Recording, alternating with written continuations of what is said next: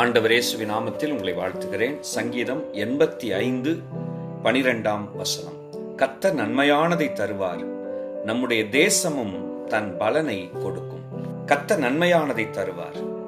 அவர் நன்மைகளின் தேவன் என்று அறியப்படுகிறார். அவர் பூமியை தமது நன்மைகளால் நிரப்பி நிறைவுள்ள வாழ்வு வாழ வேண்டும் என்பதையே அவர் விரும்புகிறார். தேசம் தன் பலனை கொடுக்க வேண்டும் என்றார். 8ஆம் வசனத்தின் பிந்தைய பகுதி சொல்லுவது போல, அவர்களோ மதிகேட்டுக்கு திரும்பாதிருப்பார்களாக. அதாவது தேவ ஜனம் அவர்கள் பரிசுத்தத்திற்கு அடுத்த காரியத்திலும் நீதியை செய்து இரக்கத்திற்கும் கிருபைக்கும் தகுதியுள்ளவர்களாய் இருப்பதின் மூலம்தான் தேசம் பலன் கொடுக்கிற ஆசீர்வதிக்கப்பட்ட தேசமாய் மாறும். தேசத்திற்கு ஆசீர்வாதமான தேவ ஜனமாக நிலைப்படுத்துவாராக. Praise the Lord.